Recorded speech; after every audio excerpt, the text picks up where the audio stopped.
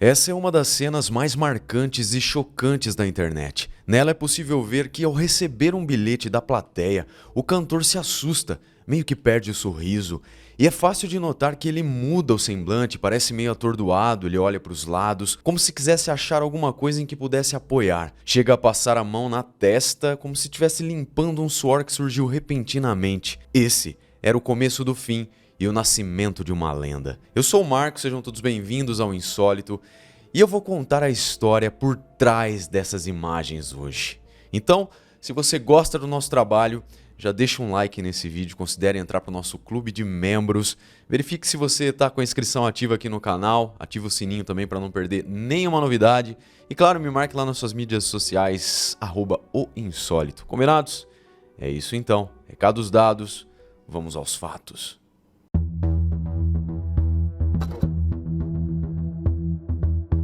Não é só sobre um crime a história de hoje, mas também sobre uma vida repleta de ilegalidades. Muitas histórias que acabaram de forma trágica.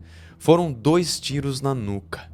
Foi assim que o corpo de Chalino Sanches, que estava no auge do sucesso com apenas 31 anos de idade, foi encontrado caído próximo a uma estrada de Cuiacán, Sinaloa. Então, no dia 16 de maio de 1992, o cantor deixava a vida para entrar para a história e se tornar um dos maiores nomes da música mexicana de todos os tempos. Chalino Sanches foi um músico conhecido como o rei do estilo musical narcocorrido. Suas canções contavam feitos e dificuldades, histórias de bandidos e traficantes de drogas, um mundo repleto de violência. O corrido mexicano é um gênero musical extremamente popular por lá e também no sul dos Estados Unidos, pois ele faz parte das histórias de lutas do povo chicano, já que mistura narrativa e poesia, contando sobre a opressão do cotidiano da cultura e também detalhando as façanhas de importantes figuras históricas na forma de uma balada. Antigamente, os corridos eram considerados notícias para analfabetos, isso muito tempo antes de existirem os telefones e as televisões. Os heróis descritos nas letras eram geralmente populares durante as revoluções mexicanas, como Pancho Villa Saga, general da Revolução Mexicana e o ex-governador de Chihuahua. Digamos que para eles eram músicas que enalteciam o nacionalismo de um povo pra lá de sofrido, mas aquilo que era visto como um gênero antiquado foi trazido de volta por Chalino Sanches. Ele fez renascer e transformou esse estilo musical. Rosalino Sanches Félix nasceu no Rancho de las Flechas, no pequeno município agrícola de El Guayabo, em 1960, próximo ao centro de Cuiacán, cercado já pela violência que surgia em Sinaloa. Ele sempre preferiu se apresentar como Marcelino Sanches, que logo acabou se tornando Chalino Sanches, pois ele achava o nome Rosalino um pouco afeminado e por isso ele nunca usou. Ele era o caçula de uma família numerosa e humilde de 8 irmãos, com ele 7 homens e uma mulher. Ele cresceu em um lugar com poucas oportunidades e cercado de violência. Essa mesma violência foi o que o tornou violento. Bem, e essa parte aqui da história nós já conhecemos bem, não é? Inclusive ela é bem retratada, esse tipo de enredo na vida de uma pessoa, nos filmes brasileiros aí, como por exemplo Cidade de Deus e outros tantos. Mas como vocês bem sabem, não necessariamente uma pessoa que nasce em um ambiente desse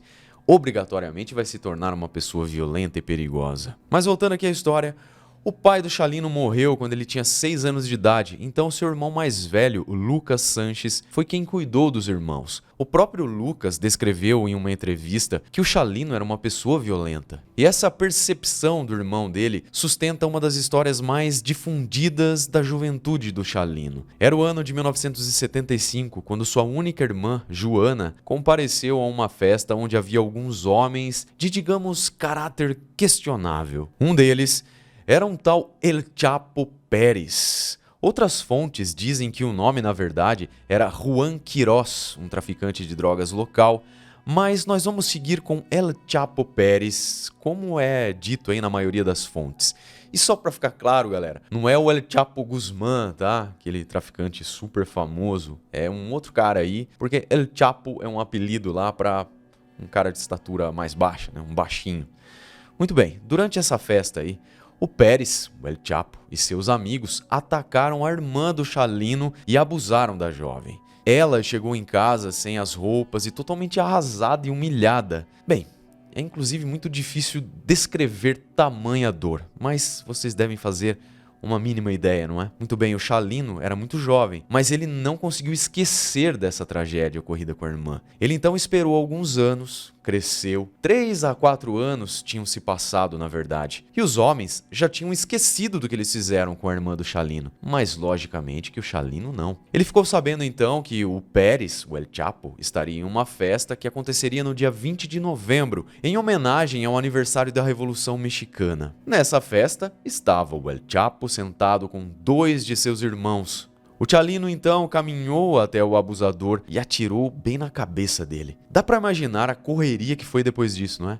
Pois a grande maioria das pessoas que frequentavam essas festas, a maioria dizia que estava armada. Logo então, os irmãos do El Chapo não seriam exceção. Houve um grande tiroteio entre Chalino e os irmãos do Pérez. Foi uma grande correria e, segundo se conta, nenhum desses 3 homens ficou ferido e Chalino conseguiu fugir. Ele saiu correndo de lá e chegou em casa com o rosto todo machucado, arranhado e cortado, porque ele foi correndo entre os arbustos e as árvores que ficavam ali na região. E depois do ocorrido, ele meio que fugiu, ele ficou 2 semanas escondido em algumas colinas. Depois, então, ele partiu para os Estados Unidos, para nunca mais viver no México. Ele foi para Oregon, depois acabou se mudando para Los Angeles, onde ele morou com uma tia em Inglewood, lá na Califórnia. Fazia de tudo um pouco para ganhar a vida, ele lavava louças, vendia carros e, segundo dizem, ele negociava também pequenas quantidades de maconha e cocaína. Fato que é negado por pessoas que realmente conheciam o Chalino. Eles alegam que essa história faz parte do surgimento de uma lenda criada em torno da história do Chalino. O que realmente se sabe, que ele inclusive assumiu que fazia de ilegal, era trabalhar de coiote, ele e seu irmão Armando. Eles administravam uma operação de contrabando de imigrantes entre o México e os Estados Unidos. Ele mesmo dizia que viveu como coiote por 1 ano e pouco, mas nunca gostou do que fazia, pois os imigrantes geralmente tentavam fugir sem pagar. E, obviamente, ele não gostava de levar calotes. Já era 1984, o negócio terminou abruptamente. O irmão do Chalino estava em um quarto do hotel em Tijuana e na madrugada, quando bateram na porta do quarto, ele abriu. Armando foi baleado e morreu ali mesmo. E esse foi só mais um fato trágico na vida do Chalino. Pouco depois, o Chalino acabou preso por diversos delitos e crimes. Ele ficou na prisão por cerca de 8 meses. E, obviamente, ficar preso não é nada bom, não é? Mas para o Chalino, acabou sendo. Porque esse foi o momento da virada na vida dele, onde tudo começou a acontecer. Encarcerado, o Chalino iniciou a sua carreira musical, que o tornaria um ícone, uma lenda no cenário musical latino-americano, o rei do narco corrido.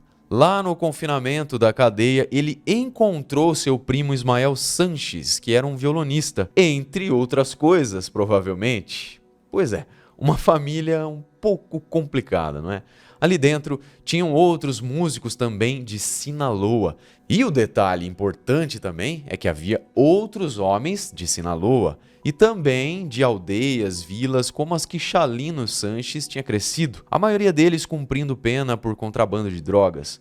E aqui um detalhe importante, segundo o professor e pesquisador de literatura e estudos culturais da Universidade Estadual de San Diego, Juan Carlos Ramírez Pimenta, existe incerteza se realmente aconteceu essa prisão, pois ele tentou verificar a permanência de Chalino na penitenciária de Tijuana e não encontrou o nome de Rosalino Sanches, o nome verdadeiro do Chalino, na lista de presos. Então esse é um detalhe que também não fica 100% comprovado e pode também fazer parte aí da lenda, do mito do Chalino. Mas esse mesmo pesquisador frisou que era muito comum as pessoas entrarem com um nome falso. Afinal, a maioria era estrangeiro ilegal, nem todos com documentos ou algo do tipo. Mas voltando aqui à ordem da história, lá na prisão tinham muitos caras com boas histórias para contar. Os presos se reuniam, contavam suas façanhas, suas histórias. enquanto Ismael tocava o violão. E não demorou muito para que o Chalino revelasse ter um talento notável para inventar letras a partir das histórias que os seus colegas prisioneiros repassavam para ele. Vejam só. E essas histórias de crimes, fases difíceis daqueles detentos ali, não demoravam a se tornar músicas, em claro, narco corrido. E também na cadeia é elementar que ninguém faz nada de graça. O Chalino viu ali então que teria uma forma de ganhar umas platas. E ele começou então a trocar composições por dinheiro e também favores. Quando o Chalino saiu em liberdade, ele voltou imediatamente para Los Angeles. Ele lavou carros por algum tempo, depois foi motorista de Rigoberto Campos, dono de um restaurante em Bell Gardens, que estava envolvido também no negócio de drogas, como não podia ser diferente. E aqui eu abro uma pequena observação. A vida de Rigoberto Campos também rende um filme. E olha só, pessoal, durante o seu negócio de tráfico de drogas, seus rivais queriam mandar uma mensagem e acabaram capturando e torturando o rapaz. E depois ainda arrancaram os 2 braços do Rigoberto. Pois é, eu falei que a história era repleta de violência, não é? E isso nem é a parte mais insólita disso tudo. A parte mais louca é que depois de reabilitado com os braços, com próteses nos braços, o Rigoberto reaprendeu a atirar. E claro, ele decidiu ir a Tijuana para se vingar. Dessa vez, os traficantes rivais não tiraram apenas os braços do Rigoberto, mas também a sua vida. Então eu fecho aqui essa observação, esse pequeno desvio na história, que faz algum sentido quando eu disse lá no começo que a história do Chalino Sanches é repleta, né, de ramificações e todas elas pra lá de violentas. Bom, futuramente então, o Chalino escreveu um corrido sobre seu falecido amigo e ex-chefe. Por essa época, ele conheceu Marisela Valerro, uma imigrante mexicana com quem ele formou família. Se casaram então e tiveram 2 filhos. No mesmo ano em que casou, Chalino escreveu um corrido sobre seu irmão Armando e também, aos poucos, espalhou-se a notícia de que ele escrevia as baladas sob encomenda e ele se viu cheio de propostas, desde o ladrão mais pé de chinelo, digamos, ao cara mais barra pesada do sul e da Baixa Califórnia. Chalino aceitava qualquer coisa pelas composições, desde que tivesse valor. Ele recebia relógios de ouro, pistolas, enfim, tudo que tivesse algum valor para ele. Chalino também andava sempre armado desde que tirou a vida daquele abusador lá no México, que fez aquilo com a irmã dele. Ele começou então a cantar quase que por obrigação. Quando ele terminou de compor sua primeira leva de corridos, ele decidiu gravar e arrumou então uma banda local para fazer isso com ele, fazer os arranjos. Mas os caras não entendiam nada daquele estilo musical, então ele se irritou e disse: "Dê-los para mim, eu mesmo os cantarei." Ele se levantou e cantou. Em aproximadamente 4 horas, Chalino gravou 15 corridos, incluindo um para o seu falecido irmão Armando. Chalino não sabia nada sobre gravar uma música, não se preocupava com a qualidade do áudio, ele não se considerava um cantor, na verdade, ele apenas fazia. Tudo o que ele queria era poder dizer: "Eu compus um corrido sobre você. Aqui está a sua fita." Chalino sabia que não era um bom cantor, mas ele sabia entregar a letra de um corrido e suas fitas não se destinavam ao consumo geral. Era apenas pro cara. E foi justamente isso que o tornou tão popular. Ele encontrou seu nicho. Nas suas primeiras fitas, o Chalino gravaria 15 músicas, cada uma delas encomendada por por alguém que vivia à margem da sociedade local, se é que vocês me entendem, um contraventor.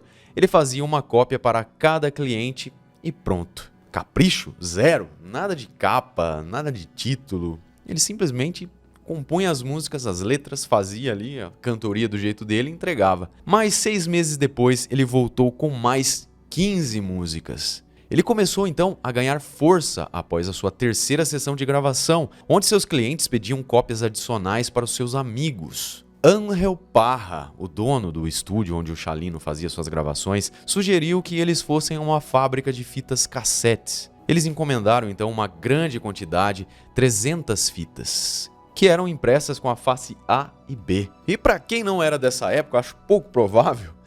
Pois é, a gente já viveu numa era em que as músicas eram armazenadas dessa forma, em fitas, que você tocava ali umas 5, depois virava a fitinha, tinha mais 5 do outro lado.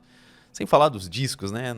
Tinha nada disso de streaming, de armazenar arquivos na nuvem, não. Muito bem, o Chalino então, que não era tonto nem nada, notou que muitas pessoas queriam seu próprio corrido, queriam sua história cantada, contada em forma de música. Foi um processo gradual, mas também natural. Ele entrou então no estúdio daquele Enrel Parra pela primeira vez em 1986 ou 87, segundo as fontes, e levou vários anos até que começasse a atrair multidões, que ficavam surpresas com o seu estilo único, que tanto os representava. Em meados então de 1989, Los Amables del Norte del Nacho Hernández era sua banda regular. Nessa época, ele conheceu um homem chamado Pedro Rivera. Em meados da década de 1980, Rivera fundou a Cintas Aquário, uma gravadora estúdio aí de música em Long Beach. Na época, em Los Angeles, apenas as grandes gravadoras atendiam a comunidade mexicana,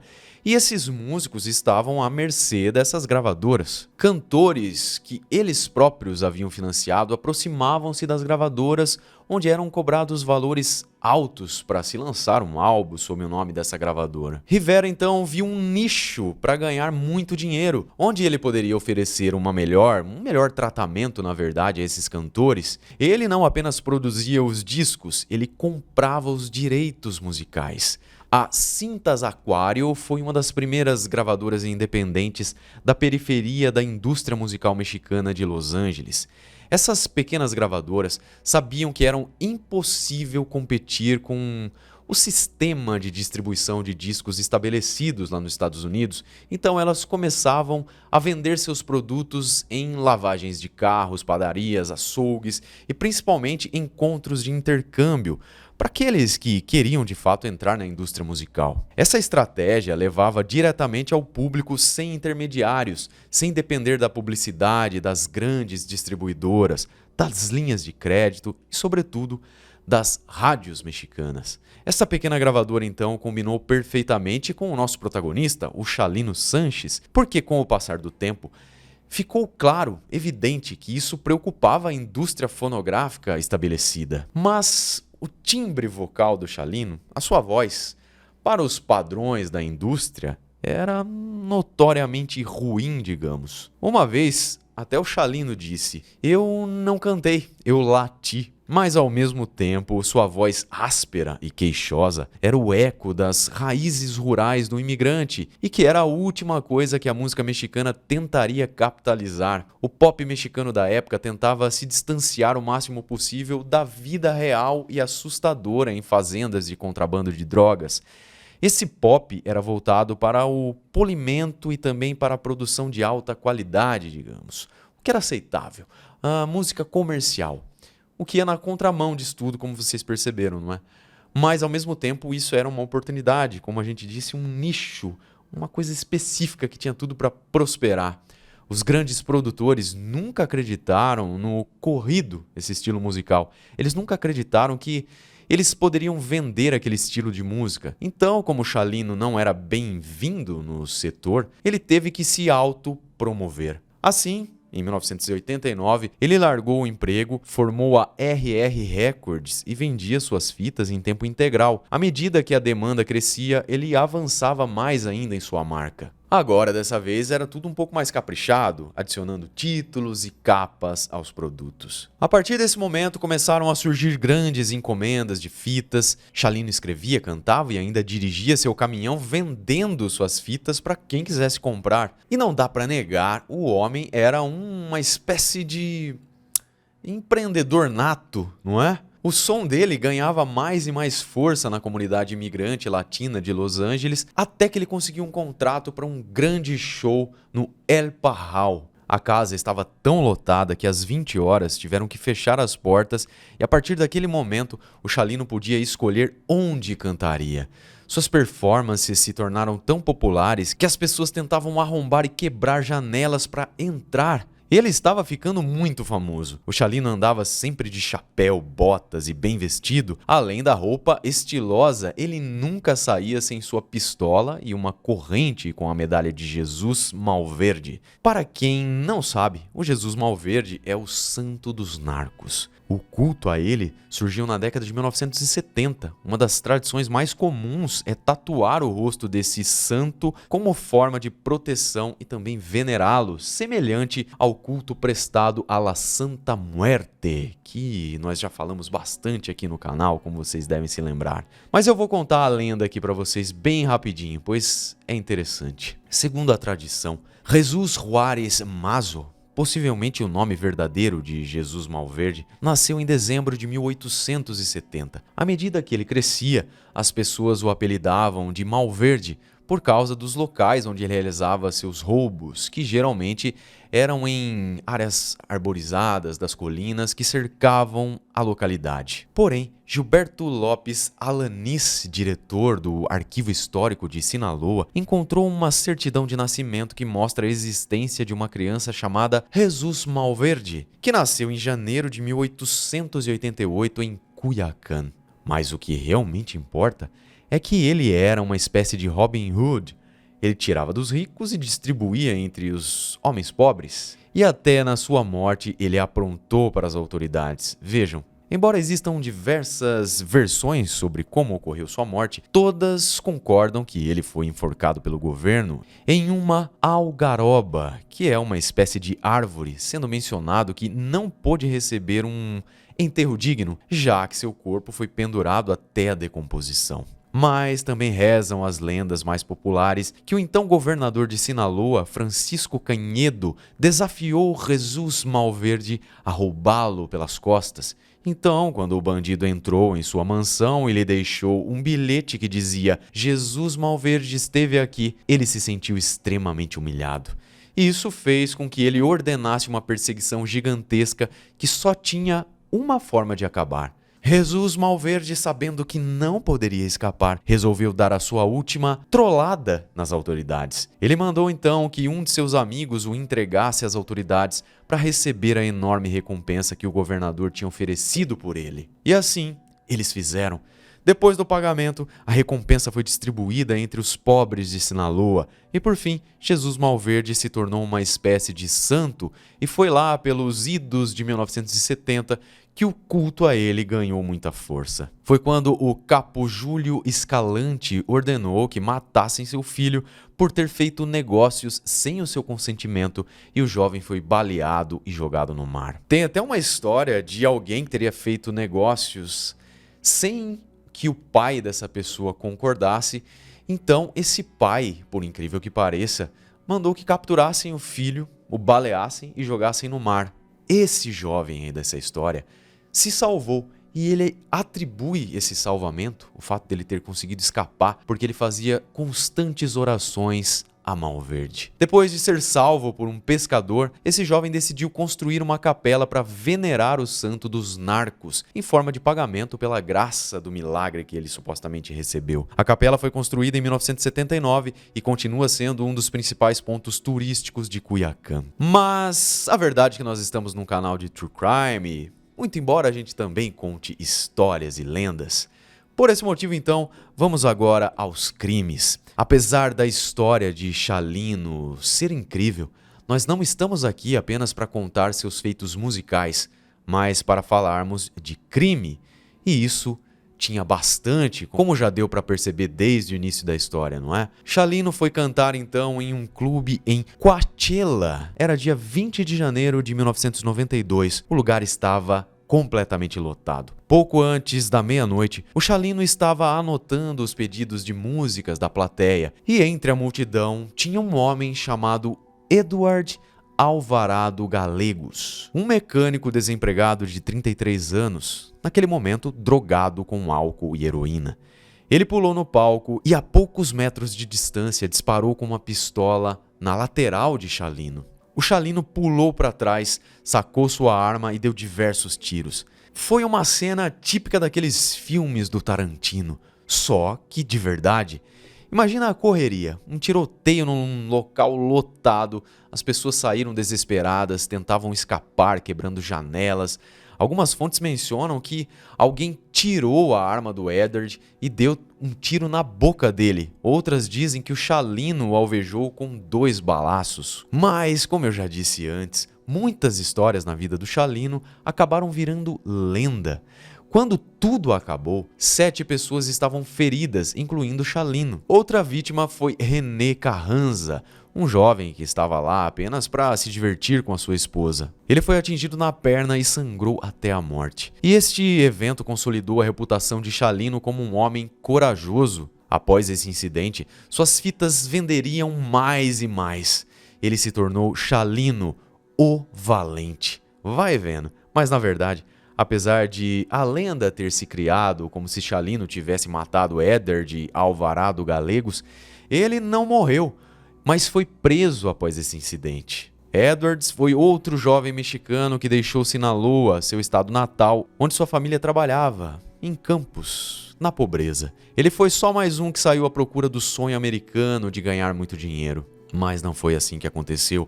As audiências de liberdade condicional em 2012, 17 e 22 mostraram a narrativa de Galegos em torno daquela noite fatídica na Plaza Los Arcos. Seria ele apenas um bêbado em busca de notoriedade ou um pistoleiro contratado com ligações com traficantes prejudicados pelas histórias contadas de Chalino? Os relatos conflitantes de Edward Galegos, proferidos em diferentes audiências de liberdade condicional, obscureceram ainda mais a verdade por trás de seus motivos naquela noite tumultuada. Depois de 31 anos atrás das grades, Edward, com 64 anos, foi solto em liberdade condicional. Segundo um porta-voz do Departamento de Correções e Reabilitação da Califórnia, ele enfrentou a deportação para o México. Seu paradeiro atual é desconhecido e nem ele nem sua família foram encontrados para comentar qualquer coisa sobre qual foi o real motivo para ele tentar matar Chalino. Será que ele era apenas um drogado enlouquecido ali no momento ou tinha sido contratado para essa tarefa, como disse há pouco? A lenda de Chalino, o Valente, só crescia com essas histórias. Essa noite, na Plaza Los Arcos, o tornou conhecido como o homem que não apenas cantava sobre tiroteios, mas também dava tiros. Suas músicas chegaram às rádios, embora os DJs da época ainda se recusassem a tocar seus narcocorridos. Eles optaram por tocar apenas uma de suas canções de amor, Nieves de Enero. Após esse atentado contra sua vida, o Chalino deixou de ser desconfiado. Até então, ele era um homem muito precavido, pois ele sabia que um dia poderia ser cobrado pelo que ele tinha feito no seu passado, ou por suas músicas que poderiam ofender alguma pessoa do crime. A partir desse tiroteio, então, ele se tornou um homem paranoico. Vocês acharam que ele tinha deixado de ser precavido, né? Agora ele subiu ainda mais o nível. Ele mudou suas atividades, começou a viver como se fosse morrer. Ele vendeu a sua coleção de armas, alterou a forma como geria seu negócio, ele estava em busca de mais lucro de curto prazo do que os de longo prazo. Ele exigia dinheiro adiantado em vez de royalties. Ángel Parra, aquele amigo lá, dono da gravadora que apoiou Chalino desde o início, em uma entrevista comentou que foi o maior erro de Chalino, essa mudança de chave na vida dele. Ele vendeu todos os direitos de suas canções sem royalties por uma quantia fixa de 350 mil pesos, mais ou menos 115 mil dólares naquela época. Atualmente, esses royalties valeriam milhões de dólares. A quantidade de dinheiro que Chalino e sua família acabaram perdendo foi astronômica. Em uma entrevista, a esposa do Chalino, Marciela, disse que achava que seu marido parecia saber que iria morrer, pois os lugares que ele frequentava, como bares e cantinas, são locais muito perigosos e ele tinha ciência disso. Apesar de ter sido uma decisão que futuramente se mostrou errada, ele fez o que qualquer um faria para deixar para sua família, como que se estivesse ali fazendo um seguro, sabe, caso alguma coisa acontecesse com ele. Ele colocou sua vida financeira em ordem. Afinal, ele nunca pensou que seus discos venderiam tão bem. Na verdade, ele nunca soube disso. Amigos dizem que ele nunca se sentiu um artista e que ele não tinha a menor ideia do que se tornaria no futuro. Mas se pensarmos bem, talvez o Ángel Parra não tenha 100% de razão dizendo que foi um erro do Chalino vender as suas músicas por um preço fixo. O maior erro do Chalino foi o que eu vou contar para vocês agora. Mesmo com toda a insistência de familiares e amigos para não voltar ao México, Chalino decidiu tocar ao vivo e foi convidado para se apresentar em Culiacán, capital de Sinaloa. Após o tiroteio no Coachella, ele tinha recebido algumas ameaças de morte, e no México ele estaria em perigo, porque já não era mais a casa dele. Mas foi oferecido a ele o equivalente a $20.000, o que era bastante dinheiro na época, e ele pediu então metade adiantado e recebeu. Não tinha mais como ele desistir desse show. Além disso, quem realmente o conhecia relata que ele não era uma pessoa de duas palavras e muito menos medroso. Ele vivia preocupado sim, sabendo que poderia ser atacado a qualquer momento, mas nunca deixava de fazer o que achava que tinha que fazer por medo. Cuiacán, na época, tinha uma população de 600 mil pessoas e 2.000 pessoas estavam naquele show para ver o Chalino. Foi um grande sucesso, como sempre. A multidão lotou o local. Uma noite inesquecível. Era 15 de maio de 1992 e que ficou marcada na história musical do México. Uma noite especial não apenas pelo show, mas pela imagem que vimos lá na introdução desse episódio. Enquanto estava no palco, o Chalino recebeu um pedaço de papel e, apesar de ninguém além dele ter lido, tudo indicava pela aparência que era uma ameaça de morte. Parecendo muito nervoso, o Chalino, depois de alguns segundos, meio que atônito, ignorou o bilhete e continuou cantando. Para ele, o show tinha que continuar. E se o que tinha naquele bilhete era realmente uma ameaça de morte, o Chalino, digamos que fazia jus ao título de valente, pois mesmo abalado, ele seguiu firme no palco cantando. Após o show, ele saiu apressado do palco, abanou para alguns fãs e se foi com um de seus irmãos e algumas amigas até o carro. Eles foram parados em uma rotatória por um grupo de homens armados em um carro e um outro veículo. Os homens estavam identificados como policiais federais mexicanos. As pessoas ficaram então confusas com o que a polícia queria. Eles tentaram tirar o irmão do Chalino do carro e o Chalino conversou com os homens. E a partir daquele momento, eles perceberam que, na verdade, quem eles queriam era o Chalino. Chalino Sanches pediu para deixarem as outras pessoas ali no carro em paz, mentiu que nem os conhecia direito, apenas tinha dado uma carona após o show. Um dos homens disse que seu chefe queria ver Chalino. Chalino olhou para o irmão e disse: "Minha hora chegou." Os homens então deixaram os outros que estavam ali ir embora.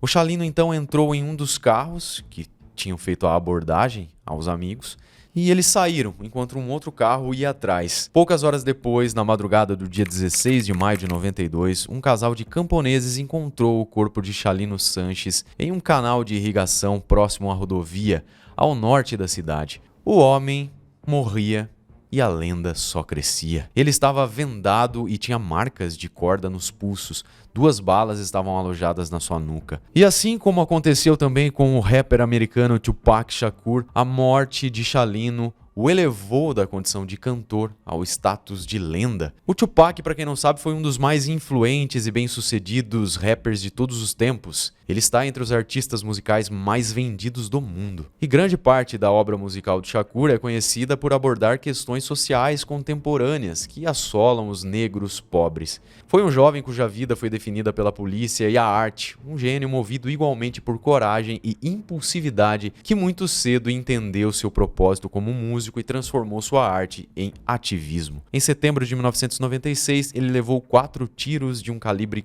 .40 em um tiroteio lá em Las Vegas. 2 no peito, 1 no braço e 1 na coxa. Ele morreu 6 dias depois de insuficiência respiratória, que levou à parada cardíaca após a remoção do pulmão direito. O assassinato de Tupac também é recheado de muitos mistérios. E existe aqui no Insólito um episódio especial sobre rappers, e uma das histórias lá é sobre o Tupac. O Tupac, bem como o Chalino, tiveram sua arte imortalizada. E a reação popular ao assassinato de Chalino Sanches foi algo transcendental. Cuiacán definitivamente não esperou. Todos ouviam Chalino em seus aparelhos de som sem parar. A notícia também se espalhou em Los Angeles e o selo Musart, que agora detinha todos os seus direitos, imediatamente promoveu todas as suas músicas, lançando novos álbuns, reutilizando suas faixas vocais para criar novas versões. Meio bizarro isso, né? Mas digamos que é compreensível. Surgiram duetos com o falecido e também outras estrelas da música mexicana. Tudo isso, claro, com base nos truques, digamos, aí da edição. E assim, em alguns anos, a cena musical do corrido de Cuiacán a Los Angeles estava saturada de imitadores, todos cantando da forma crua e usando o mesmo estilo de roupas do Chalino. Todos queriam se vestir como ele, cantar como ele e dizer as palavras que ele diria. Nos meses seguintes à sua morte, cerca de 150 corridos foram escritos e gravados sobre ele. Mas existe uma coisa que nenhuma multidão conseguiu esclarecer. Quem matou Chalino Sanches e por que permanece esse mistério? Bom, nós já falamos bastante sobre crimes no México. Nós sabemos que lá a justiça é muito falha, digamos, comparada com a nossa, que, convenhamos, também não é nada boa, não é? Eles são piores ainda, se é que dá para acreditar nisso. Ninguém espera que o caso seja resolvido algum dia. Mas não foi só a vida de Chalino e de seus irmãos que foi trágica. Parece que a tragédia faz parte dessa família, pessoal. O filho do Chalino, Adam, seguiu os passos do pai e se tornou muito popular. O Adam Sanches nasceu em Torrance, na Califórnia. Ele tinha 8 anos quando seu pai foi sequestrado e morto. Ele então foi criado pela mãe na Califórnia e começou a cantar, adotando, claro, o apelido do seu pai, Chalino, e ganhou forte base de fãs locais entre os adolescentes mexicanos e americanos. O Adam gravou seu primeiro álbum completo em 1994, intitulado Soy el Hijo de Chalino, notável pelos vocais ousados para um garoto de apenas 10 anos. Seu álbum evoca o estilo de cantores célebres da idade de ouro da música mexicana. Já na adolescência, a maioria dos títulos dos álbuns de Sanches começaram a girar em torno da perda do seu pai. Ele também foi capaz de ampliar ainda mais a popularidade do gênero entre os adolescentes, graças à sua personalidade de ídolo adolescente e ao foco em baladas românticas contemporâneas. E em 20 de março de 2004, ele deu um show e fez história ao se tornar o mais jovem headliner e o primeiro artista musical regional mexicano a lotar o Kodak Theatre em Hollywood. Mas, como parece que nada é bom para durar para os Sanches, uma semana após o show, no dia 27 de março de 2004, Adam embarcou em uma viagem promocional para Sinaloa, estado natal do seu pai. Pois é, vocês já devem imaginar, não é? Ele estava a caminho de um show quando o pneu de seu carro estourou. O motorista perdeu o controle e o veículo caiu em uma vala. Adam não estava de cinto de segurança e foi lançado para fora do veículo. Ele acabou sofrendo diversos ferimentos na cabeça e foi encontrado morto próximo ao local do acidente, 18 dias antes de completar 20 anos de idade. Bem, como disse desde o início, tragédia e tragédia, não é? Mas ainda não acabou. Saul Vieira, um cover de Chalino que ficou famoso, também foi tragicamente assassinado em 98. Mas graças ao legado que Chalino deixou, a cultura mexicana e o narco-corrido têm sido incrivelmente populares no mainstream e deu a gerações de mexicanos e latinos um motivo para se orgulharem de quem são. Quem assistiu a Balada do Pistoleiro em Breaking Bad e tantos outros filmes e seriados entende do que essas pessoas estão falando. Mas afinal, quem matou o rei do narco-corrido? Um crime cometido há mais de 30 anos já deveria ter alguma solução, certo? Claro que não, como nós vimos. Foi por isso que os jornalistas Dardo Naubayer e Laura Sanches Ley, fundadores da Arquiveiro, decidiram solicitar os registros relacionados ao caso de Chalino às autoridades. A Laura Sanches e o Neubauer lançaram o Arquiveiro, que em bom português significa o arquivista, que é um projeto que solicita a desclassificação de arquivos governamentais e os converte aí em investigações jornalísticas multiplataforma. Eles solicitam documentos públicos, como vimos, para que sejam retirados do sigilo e reveladas aí informações que o governo mantém ou manteve em segredo, com o objetivo, claro, de dar contexto e continuidade a pautas que estão no noticiário no momento e a casos não resolvidos, e encontrar assuntos para futuras matérias. O Chalino Sanches, mesmo depois de tantos anos, continua na mídia de lá com suas músicas, tanto que esse pessoal aí fez uma pesquisa em suas redes sociais perguntando aos usuários quais documentos eles deveriam solicitar. Claro que os documentos relacionados ao caso Chalino foram os mais solicitados pelos seguidores. Quando eles requisitaram esses registros públicos ligados ao assassinato, o Departamento de Transparência da Procuradoria-Geral do Estado de Sinaloa respondeu que o pedido não poderia ser concluído. Foi revelado, no entanto, que as autoridades estão aparentemente ainda investigando o caso depois de 30 anos. Segundo a Procuradoria, nesse momento, revelar a documentação pode atrapalhar a estratégia investigativa e os métodos usados para encontrar o assassino de Chalino. E para piorar, o órgão enviou o pedido do arquiveiro para um comitê de transparência para manter os registros confidenciais por mais 5 anos. Segundo a fundadora do arquiveiro, a Laura, o foco principal é dar aos cidadãos acesso a esse tipo de documentação, porque no México muitas verdades históricas foram construídas, e à medida que você obtém esses documentos, você percebe os problemas das investigações, tudo que foi escondido e como a verdade não era verdadeira. Realmente, o nosso Brasil e o México têm muitas coisas em comum e nem sempre coisas boas, não é? Pelo jeito, tão cedo não saberemos a real razão de terem tirado a vida de Rosalino Sanches Félix ou apenas Chalino Sanches o Valente, o rei do narco corrido. Mas quem queria que ele fosse esquecido com sua morte, achando que isso seria um final, deve ter se arrependido, porque o que ele fez foi criar uma lenda, e as lendas, essas, como vocês sabem, são eternas, não é? É óbvio que todos querem a resposta, mas é evidente também que o Chalino foi morto por um grupo de narcotraficantes, não é? Se tem ligação com aquele cara que abusou da irmã dele lá atrás, nós não sabemos. Ou se é alguém aí grandão que ele falou por alguma razão nas letras dele. Um grande mistério e uma grande história de True Crime. Espero que vocês tenham apreciado o nosso trabalho de hoje. Um beijo do Ruivo e até o próximo episódio.